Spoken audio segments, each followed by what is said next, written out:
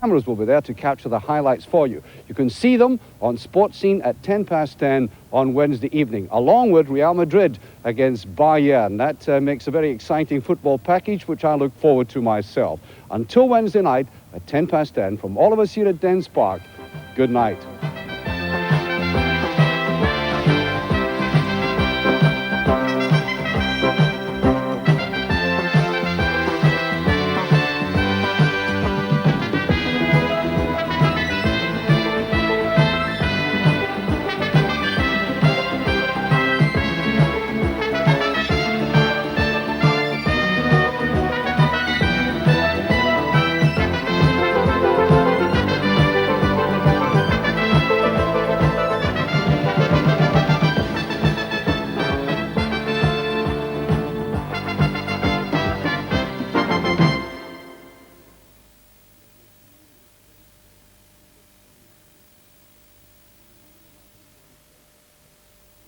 We'll have the latest news and highlights of the World Indoor Bowls Championship in 35 minutes from Alexandra Palace in London.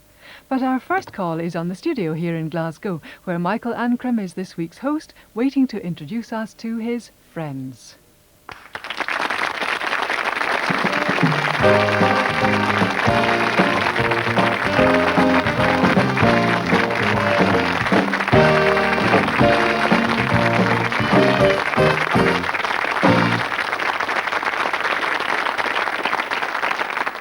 Good evening and welcome to another half hour or so with friends. You know, when I was first asked to host this show, I was delighted, if a little surprised, by the BBC's assumption that those of us who've spent most of our lives in politics have any friends left. Hasn't always felt like that. But on reflection, I think they were right. And this evening I've on the show three very good friends who over the years have given me a lot of interest, a lot of amusement, and a lot of excitement. And I hope that we can share some of that with you tonight. My first guest encompasses all three of those attributes. There can be very few people in Scotland who at some time or another over the last few years haven't marvelled at his courage or held their breath at his audacity or stood and cheered at moments such as these. Deans throws long, Paxson, Campbell charges on. Laidlaw goes. Laidlaw cuts back, going for the line, it's a try. Scott's arms raised aloft. Laidlaw going again, and he's done it again.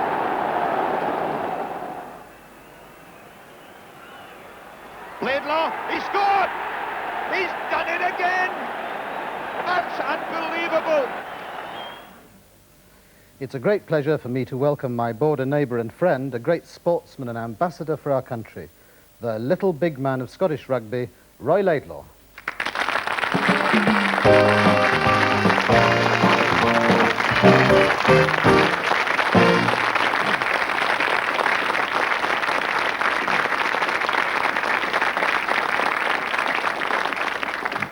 Well, Roy, great moments those, but last Sunday you announced your retirement from international rugby, so there must be some sadness at the moment. I wouldn't say that I was really sad. In fact, I had quite a funny story today. Someone asked me if I had my bus pass and pension book yet. But I think at this stage of the season, everyone's quite ready for a rest. We haven't had a weekend at home since Christmas, so I don't think it'll really hit me until the start of next season when the team starts preparing for the international championship. But you played now, what, eight international seasons? You must have had one or two big highlights in those. Can you remember any of those which you especially warmly recollect? Oh yeah, I've enjoyed every one of my internationals in my whole international career. But I suppose 1984 in the Grand Slam would be the special moment. It was our most consistent season, and there was a lot of hard work went into that, and it was probably built up over a number of years of preparation, going on tours to New Zealand, and Jim Telfer being in charge and welded us into a team. And actually having won something after all the hard work it had went in, it was a relief, you know.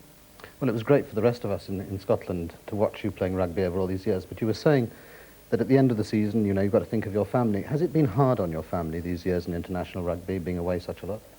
Yeah, many people ask or say you've made great sacrifices during your career, but really it's not me that's made the sacrifices. It's people like my wife and kids and my employers, you know, who have been very patient and given up a lot of their time and supported me right through. And you know, it's great when you're on a high in rugby and you're getting some good press, but obviously there's some low moments when you're getting a bit of stick, and that's the time when your family support you and see you through the difficult times. Yeah, I mean, there must have been some moments too during your playing career when things could have been difficult, that there was a funny story or something funny happened which helped. Can you remember any of those at the end of your playing career? Oh yeah, there's been many funny or embarrassing moments. When we were away in New Zealand last summer, Colin Deans won his 50th cap against Romania, and it was my responsibility to present him with a gift after the game.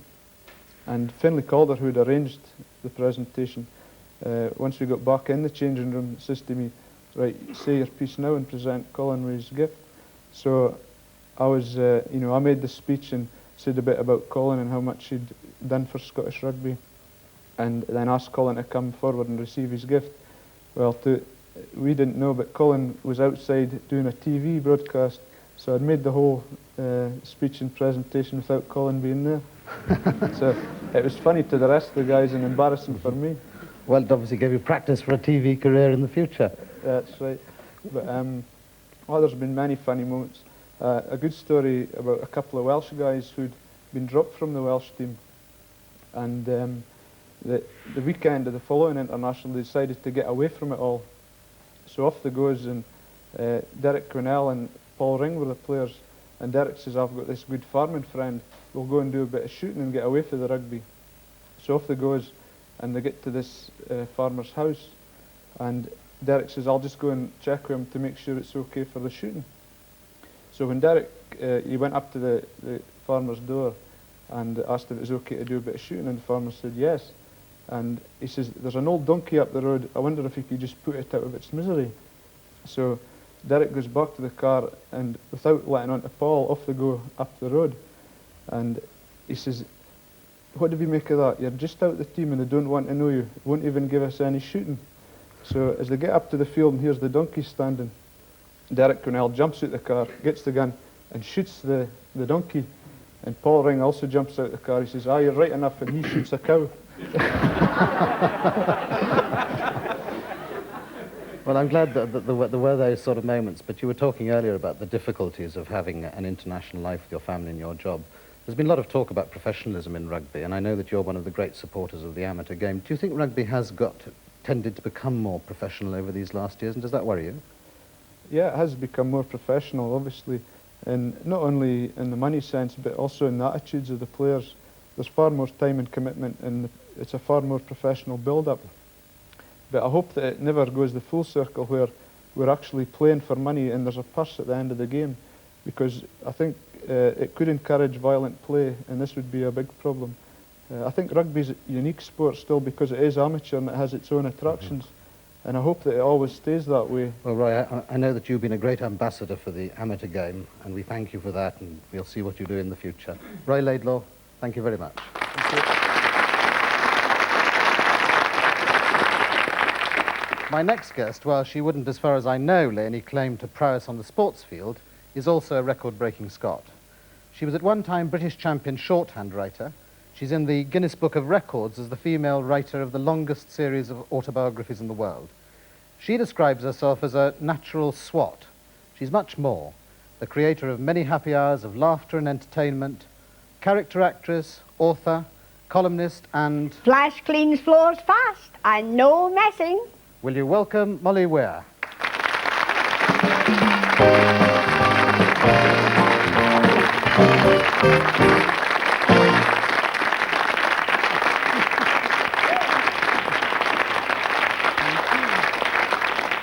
Molly, do you ever get fed up with being associated with characters like that and some of the other characters you've acted over your time? Well, it gets a wee bit tiresome, all the floors I'm asked to clean. I go into a train and they want me to clean out the corridor, but it's a very nice, instant way of being friends with people, as we're talking about friends tonight, Michael. Have you got, out of all those characters who we all heard so much of, have you got any which were favourites? I don't think I would really say anything was one positive favourite. They were all favourites at the time. The first one, I think, was Ivy McTweed of the McFlannels, and I think a lot of them remember that Gallus Ivy. And Helen Pride used to say she heard my voice every time she wrote it. And my favourite line in that was, I expect your mother's wearing her best Sunday beads, all ready to dish out the fish custard. And then when it came to Itma, of course, I was Tatty McIntosh. And my very first line in that had to say, he sits there in Castle Weehouse and he expects me to pour his porridge under his wee door. Oh, he's daft. And then in Life of the Lions, Aggie, I would say, oh, Mr. Lion, you never told me you wore red flannel. I always like to find a laugh for them. But a lot of those characters came from your upbringing here in Glasgow. Oh, yes. And I've been reading your autobiography, the first of 7 Aye. volumes, and I don't know whether there's any more to come, but what struck me was you had a very happy childhood, and in a funny sort of way, reading of the difficulties that you had at that time. It was the sort of childhood a lot of people today would have described as a deprived childhood, but through your book comes a tremendous feeling of enthusiasm and happiness. Was that how you actually remember it? Yes, absolutely true, because I always say everybody was poor together. There wasn't the same contrast. We weren't aware of being poor because nobody told us we were poor. Nobody told us we were deprived. So we had a great time. We put everything to our use, went round the back courts. We thought the wash houses were made especially for us to jump off. We thought the middens were there especially for us to go in and the fights in. I mean, everything became a playground.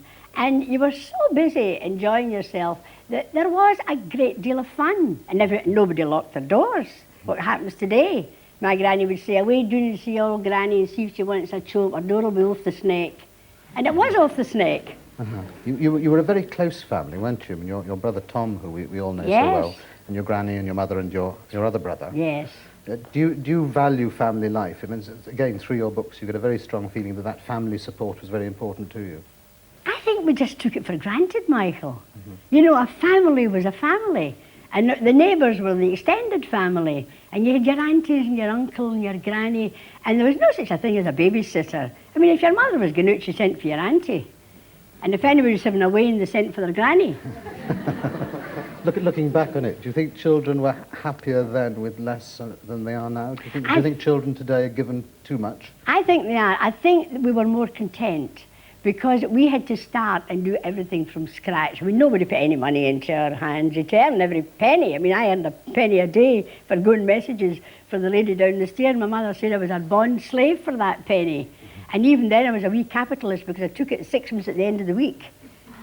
You know, I felt the silver 6pence, I could put 3pence in the bank and spend 3pence. If I got a penny a day, I'd have spent it.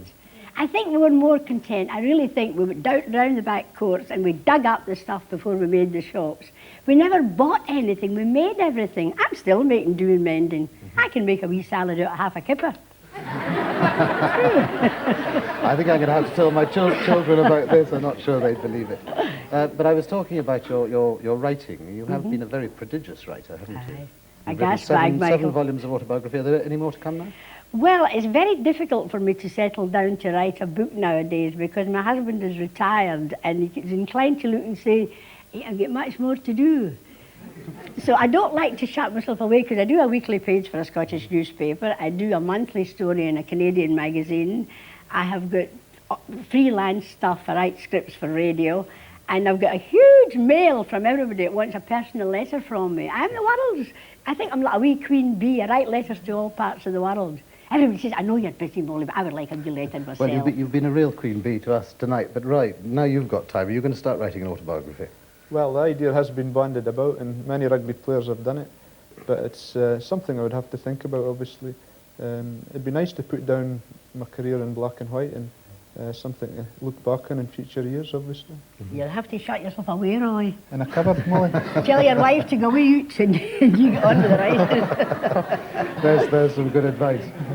Both of you have been at the top of your professions. Roy rather earlier because of the nature of the game he played.